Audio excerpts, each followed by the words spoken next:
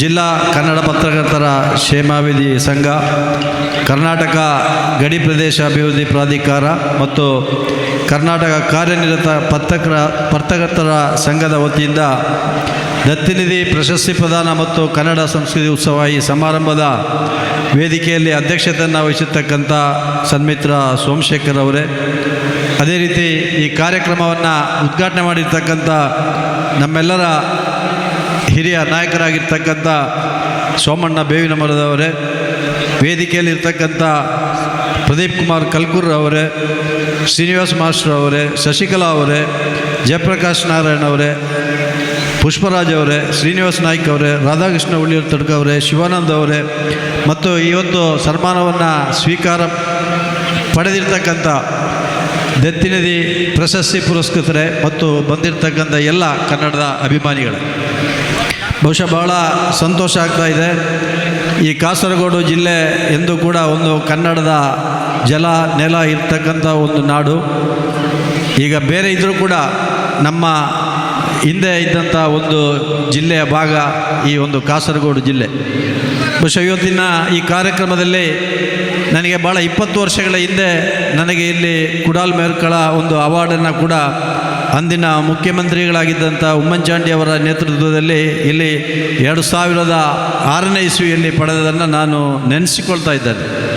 ಈ ದಿವಸ ಪತ್ರಕರ್ತರ ಬಗ್ಗೆ ಹೇಳುವುದಿದ್ದರೆ ನಾನು ಹಲವಾರು ಮಂದಿ ಪತ್ರಕರ್ತರು ನಮ್ಮ ಮಿತ್ರರಿದ್ದಾರೆ. ಶ್ರೀನಿವಾಸ್ ಅವರಿದ್ದಾರೆ, ನಮ್ಮ ಪುಷ್ಪರಾಜ್ ಅವರಿದ್ದಾರೆ, BM ಹನೀಫಾ ಅವರು ನಮ್ಮೆಲ್ಲ ಹಿರಿಯರು, ಅದೇ ರೀತಿ ಕುರಿ ಅವರು ಮತ್ತಿತರ ಎಲ್ಲ ಸಹೋದರರು ಪತ್ರಕರ್ತರನ್ನ ನಿಕಟವಾಗಿ ಬಲ್ಲೆ. ಕೇರಳ ರಾಜ್ಯದ ಪತ್ರಕರ್ತರ ಒಂದು ಒಳ್ಳೆಯ ಗುಣವನ್ನು ನಮ್ಮ ಕರ್ನಾಟಕ ದಕ್ಷಿಣ ಕನ್ನಡ ಜಿಲ್ಲೆಯ ಪತ್ರಕರ್ತರು ಕೂಡ ಅಳವಡಿಸಿಕೊಂಡಿದ್ದಾರೆ. ಇಲ್ಲಿ ಯಾವುದೇ ಒಂದು ವಿಷಯದಲ್ಲಿ ಬಂದಾಗ ಭಾವನೆಗಳು ಕೇಳಿದಾಗ ಆ ಧರ್ಮದ ಹೆಸರನ್ನು ಅಥವಾ ಇಸ್ಲಾಂ ಧರ್ಮದವರು, ಹಿಂದೂ ಧರ್ಮದವರು ಅಂತೇಳಿ ಅವ್ರನ್ನ ಪ್ರತಿಪಾದಿಸುವುದಿಲ್ಲ. ಯಾರು ಆರೋಪಿ ಇದ್ದಾನೆ, ಆರೋಪಿ ಹೆಸರನ್ನು ಮಾತ್ರ ಪತ್ರಿಕೆಯಲ್ಲಿ ಬರುವುದನ್ನು ನಾವು ಕಂಡಿದ್ದೇವೆ. ಕೆಲವು ಸಂದರ್ಭದಲ್ಲಿ ಭಾಳ ನೋವಾಗ್ತದೆ. ಅವ ಮಾಡಿದವನು ಯಾವುದೇ ಸಮುದಾಯದವನು ಇರಲಿ, ಆ ಮಾಡಿದ ತಪ್ಪಿಗೆ ಇಡೀ ಸಮುದಾಯವನ್ನು ದೂರತಕ್ಕಂಥ ಪತ್ರಕರ್ತರು ನಮ್ಮ ಸಮಾಜದಲ್ಲಿ ಇದೆ. ಅದು ನಮಗೆ ಮಾದರಿಯಲ್ಲ. ಪತ್ರಕರ್ತರೆಂದರೆ ಸಮಾಜವನ್ನು ತಿದ್ದತಕ್ಕಂಥ, ಸಮಾಜವನ್ನು ಬೆಳೆಸ್ತಕ್ಕಂಥ, ಸಮಾಜದಲ್ಲಿ ಶಾಂತಿ ಸೌಹಾರ್ದತೆ ಅಭಿವೃದ್ಧಿಯನ್ನು ಬಿಂಬಿಸ್ತಕ್ಕಂಥ ಒಂದು ಪತ್ರಿಕಾ ಉದ್ಯಮ ಬೇಕಾಗ್ತದೆ. ಪತ್ರಕರ್ತರು ಬಹುಶಃ ನಾನು ಹಲವಾರು ಮಲಯಾಳ ಪತ್ರವನ್ನು ಮತ್ತು ಕನ್ನಡ ಪತ್ರವನ್ನು ಎಲ್ಲ ಪತ್ರವನ್ನು ನಾನು ಓದ್ತೇನೆ. ಬಹುಶಃ 9 ಪತ್ರಿಕೆಯನ್ನು ದಿವಸ ಓದ್ತಕ್ಕಂಥವ್ರು. ಅದರಲ್ಲಿ ಮಲಯಾಳದ 3 ಪ್ರಮುಖ ಪತ್ರಿಕೆಗಳಾದ ಮನೋರಮ, ಮಾತೃಭೂಮಿ ಮತ್ತು ಮಾಧ್ಯಮ. ಅಲ್ಲಿ ಕೆಲವು ಲೇಖನಗಳು ಒಂದೊಂದು ವಿಷಯಗಳ ಬಗ್ಗೆ ಸವಿಸ್ತಾರವಾದ ಲೇಖನ ಮತ್ತು ಅಭಿವೃದ್ಧಿ ಬಗ್ಗೆ ಚಿಂತನೆ ಮತ್ತು ರಾಜಕೀಯ ಧುರೀಣರಿರ್ಬೋದು, ಬೇರೆ ಬೇರೆ ಕ್ಷೇತ್ರದ ಧುರೀಣರಿರ್ಬೋದು, ತಪ್ಪನ್ನು ಮಾಡಿದಾಗ ಎತ್ತಿ ಹಿಡಿಯತಕ್ಕಂಥ ಕೆಲಸ ಆಗ್ತದೆ. ಕರ್ನಾಟಕದಲ್ಲಿ ಆಗುವುದಿಲ್ಲ ಅಂತ ಹೇಳಿ ಅಲ್ಲ, ಆಗ್ತದೆ, ಎಲ್ಲ ಕಡೆ ಆಗ್ತಾಯಿದೆ.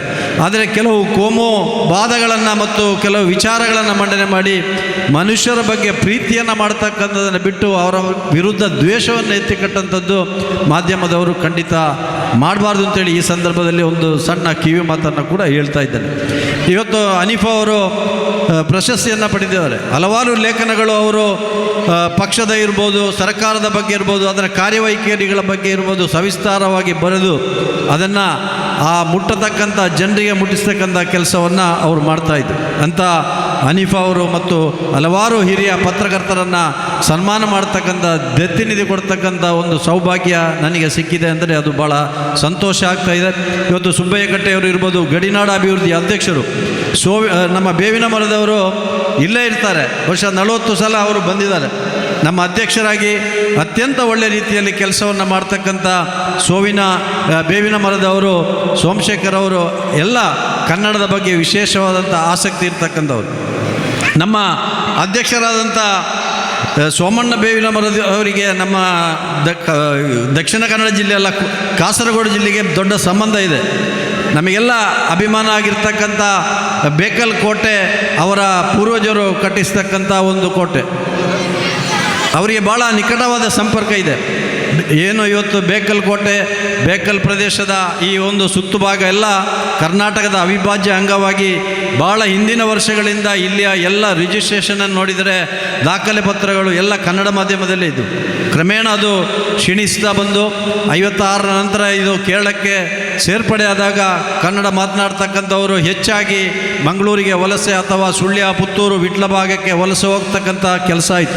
ಆದರೂ ಕೂಡ ಇಲ್ಲಿ ಉಳಿದಿರ್ತಕ್ಕಂಥ ಕೆಲವು ಮಂದಿ, ಸುಬ್ಬಯ್ಯ ಕಟ್ಟೆಯವರು, ಇಲ್ಲಿರ್ತಕ್ಕಂಥ ನಮ್ಮ ಅನೇಕ ನಾಯ್ಕಪ್ಪ ಅವರು ಇರ್ಬೋದು, ತಾವೆಲ್ಲ ಒಳ್ಳೆ ರೀತಿಯಲ್ಲಿ ಕನ್ನಡವನ್ನು ಬೆಳೆಸಲಿಕ್ಕೆ, ಕನ್ನಡವನ್ನು ಅಸ್ಮಿತೆಯನ್ನು ಉಳಿಸ್ಲಿಕ್ಕೆ ತಾವು ಪ್ರಯತ್ನ ಮಾಡಿದ್ದೀರಿ. ಬಹುಶಃ ಇದು ಶ್ಲಾಘನೀಯವಾದಂಥ ಕೆಲಸ. ಇವತ್ತು ಹಲವಾರು ಸಾಂಸ್ಕೃತಿಕ ಉತ್ಸವಗಳು, ವೈಭವಗಳು ನಾವು ನೋಡಿದ್ದೇವೆ. ಇದನ್ನು ಈ ಎಲ್ಲ ಕಾರ್ಯಕ್ರಮಗಳ ಮುಖಾಂತರ ಈ ಜಿಲ್ಲೆಯಲ್ಲಿ ಕನ್ನಡವನ್ನು ಪಸರಿಸ್ತಕ್ಕಂಥ, ಕನ್ನಡದ ಕಂಪನ್ನು ಮೂಡಿಸ್ತಕ್ಕಂಥ ಕೆಲಸವನ್ನು ತಾವೆಲ್ಲ ಮಾಡಿದ್ದೀರಿ. ಇವತ್ತು ಕಲ್ಕೂರ ಅವರು ಇದ್ದಾರೆ, ಅವರು ಕೂಡ ಜಿಲ್ಲೆಯ ಯಾವುದೇ ಭಾಗದಲ್ಲಿ ಕನ್ನಡ ಕಾರ್ಯಕ್ರಮ ಇದ್ದರೆ ತಪ್ಪದೆ ಬಂದು ಭಾಗವಹಿಸಿ ಕನ್ನಡಕ್ಕಾಗಿ ಒಂದು ತನ್ನ ಜೀವನವನ್ನು ಮುಡಿಪಾಗಿಟ್ಟುಕೊಂಥ ಒಬ್ಬ ಹಿರಿಯ ಚೇತನ. ಅಂತ ಹಲವಾರು ಮಂದಿ ನಮ್ಮ ಕನ್ನಡಿಗರು ಕನ್ನಡಕ್ಕಾಗಿ ಈ ಕಾಸರಗೋಡು ಜಿಲ್ಲೆಯ ಹಲವಾರು ಹಿರಿಯ ಸಾಹಿತಿಗಳು, ಕವಿಗಳು, ಕಯ್ಯಾರ ಕಿಂಜಣ್ಣರೈಗಳಿರ್ಬೋದು, ಗೋವಿಂದ ಬೈಗಳಿರ್ಬೋದು, ಇವರಂಥ ಹಲವಾರು ನಾಯಕರನ್ನು ಕೊಟ್ಟಂಥ ಈ ಮಣ್ಣು ಇದು ಕರ್ನಾಟಕದ ಅವಿಭಾಜ್ಯ ಅಂಗ ಅಂತ ಹೇಳಲಿಕ್ಕೆ ನನಗೆ ಯಾವುದೇ ಹೆದರಿಕೆ ಇಲ್ಲ, ಭಯ ಇಲ್ಲ ಅಂತ ಹೇಳ್ತಕ್ಕಂಥ ಮಾತನ್ನು ಕೂಡ ಇವತ್ತು ಹೇಳ್ತಾ ಇದ್ದೇನೆ. പക്ഷേ ಇವತ್ತು ನಮ್ಮ ಕಾರ್ಮಿಕ ಇಲಾಖೆಯಲ್ಲಿ ಯಾವುದೇ ಒಂದು ಆರ್ಥಿಕ ಸಂಪನ್ಮೂಲ ಅಥವಾ ಗ್ರ್ಯಾಂಟ್ ಕೊಡ್ತಕ್ಕಂಥ ವ್ಯವಸ್ಥೆ ಇಲ್ಲ. ಇದ್ದಿದ್ದರೆ ಬೇಕಾದಷ್ಟು ಕಾಸರಗೋಡಿಗೆ ಕೊಡ್ತಾ ಇದ್ದೆ. ಯಾಕಂತ ಹೇಳಿದರೆ ಕಾಸರಗೋಡು ನಮ್ಮ ಅಜ್ಜನವರ ಪೂರ್ವ ಊರು, ದಕ್ಷಿಣ ಕನ್ನಡ ಜಿಲ್ಲೆಯ ಅವಿಭಾಜ್ಯ ಅಂಗ. ಆದರೆ ನಮ್ಮ ಸೋಮಣ್ಣ ಅವರು ಹಲವಾರು ಬಾರಿ ಪ್ರಯತ್ನವನ್ನು ಮಾಡ್ತಾರೆ. ಇಲ್ಲಿಯ ಬಗ್ಗೆ ಪ್ರೀತಿ, ಮಮತೆ, ವಿಶ್ವಾಸ, ಅವರ 2ನೇ ಊರು ಕಾಸರಗೋಡು. ಇಲ್ಲಿಗೆ ಬೇಕಾದಂಥ ಸವಲತ್ತು ಕೊಡಬೇಕು ಅಂತೇಳಿ ಆಸೆ ಇದೆ. ಆದರೆ ಸರ್ಕಾರದ ಇವತ್ತು ಗ್ಯಾರಂಟಿಗಳು ಮತ್ತಿತರ ಯೋಜನೆಗಳಿಂದಾಗಿ ಆರ್ಥಿಕ ಪರಿಸ್ಥಿತಿ ಕಡಿಮೆ ಇರುವುದರಿಂದ ಅವರಿಗೆ ಹೆಚ್ಚು ಕೊಡಲಿಕ್ಕೆ ಆಗ್ತಾ ಇಲ್ಲ. ಮುಂದಿನ ದಿನಗಳಲ್ಲಿ ಅವ್ರ ಜೊತೆ ನಾವೆಲ್ಲ ಒಟ್ಟಿಗೆ ಸೇರಿ ಇಲ್ಲಿಯ ಶಾಸಕರಿರ್ಬೋದು, ನಮ್ಮ ಸಚಿವರನ್ನು, ಕರ್ನಾಟಕ, ಕೇರಳದ 2 ರಾಜ್ಯದ ಮುಖ್ಯಮಂತ್ರಿಗಳನ್ನು ಭೇಟಿಯಾಗಿ ಈ ಕನ್ನಡ ಶಾಲೆ, ಕನ್ನಡ ಭಾಷೆ ಮತ್ತು ಕನ್ನಡ ಜನಾಂಗದ ಅಭಿವೃದ್ಧಿಗೆ ಮತ್ತು ಅವರ ಶ್ರೇಯಸ್ಸಿಗೆ ಶ್ರಮಿಸ್ತಕ್ಕಂಥ, ಅದಕ್ಕೆ ಬೇಕಾದಂಥ ಅನುದಾನವನ್ನು ಸರ್ಕಾರದಲ್ಲಿ ಮೀಸಲಿಸ್ತಕ್ಕಂಥ ಪ್ರಯತ್ನಕ್ಕೆ ನಾವು ಕೈ ಜೋಡಿಸ್ತಾ ಇದ್ದೇವೆ. ಯಾಕೆಂದರೆ ಇಲ್ಲಿಯ ಸುಬ್ಬಯ್ಯ ಕಟ್ಟೆ ಇರ್ಬೋದು, ಎಲ್ಲ ನಮ್ಮ ಇಲ್ಲಿಯ ನಾಯಕರು ಎಲ್ಲರಿಗೂ ಭಾಳ ಕನ್ನಡದ ಬಗ್ಗೆ ಆಸಕ್ತಿ. ಇಂಥ ಕಾರ್ಯಕ್ರಮಗಳನ್ನು, ಹಲವಾರು ಕಾರ್ಯಕ್ರಮಗಳನ್ನು ಮಾಡ್ತಾರೆ. ವರ್ಷದಲ್ಲಿ ಕನಿಷ್ಠ 4 ಕಾರ್ಯಕ್ರಮಗಳನ್ನು ಅದ್ಧೂರಿಯಾಗಿ ಮಾಡಿ ಈ ಕನ್ನಡದ ಕಂಪನ್ನು, ಕನ್ನಡದ ಅಸ್ಮಿತೆಯನ್ನು ಉಳಿಸ್ತಕ್ಕಂಥದ್ದು ಭಾಳ ಒಳ್ಳೆಯ ಕೆಲಸ. ಬಹುಶಃ ನಿಮ್ಮ ಜೊತೆ ನಾವು ಇದ್ದೇವೆ. ತಾವು ಇದೇ ರೀತಿ ಮುಂದುವರಿಯಿರಿ. ಹೀಗೆ ಮುಂದುವರೆದಾಗ, ಇಂಥ ಕಾರ್ಯಕ್ರಮ ಆದಾಗ, ಇಂಥ ಸನ್ಮಾನಗಳಾದಾಗ ಕಾಸರಗೋಡಿನ ಬಗ್ಗೆ ಇರತಕ್ಕಂಥ ಪ್ರೀತಿ, ವಿಶ್ವಾಸ ಹೆಚ್ಚಾಗ್ತದೆ ಅಂತ ಹೇಳ್ತಕ್ಕಂಥ ಮಾತನ್ನು ಕೂಡ ಹೇಳಿ, ತಡ ವೇಳೆಯಲ್ಲಿ ಹೆಚ್ಚು ಮಾತನಾಡೋದು ಕೂಡ ಸೂಕ್ತ ಅಲ್ಲ. ಎಲ್ಲರೂ ಹಸಿವೆಯಿಂದ ಇದ್ದೀರಿ. ನಮ್ಮ ಹಲವಾರು ಗಣ್ಯರು ಮಾತನಾಡಲಿಕ್ಕೆ ಇದ್ದಾರೆ ಅಂತ ಹೇಳ್ತಕ್ಕಂಥ ಈ ಸಂದರ್ಭದಲ್ಲಿ ನಮ್ಮೆಲ್ಲ ಪತ್ರಕರ್ತ ಮಿತ್ರರಿಗೆ ಒಳ್ಳೆಯದಾಗಲಿ, ಸಂಘಟಕರಿಗೆ ವಿಶೇಷವಾದಂಥ ಅಭಿನಂದನೆಯನ್ನು ಸಲ್ಲಿಸಿ ನನ್ನ ಮಾತನ್ನು ಮುಗಿಸ್ತಾ ಇದ್ದೇನೆ. ಜೈ ಹಿಂದ್, ಜೈ ಕರ್ನಾಟಕ.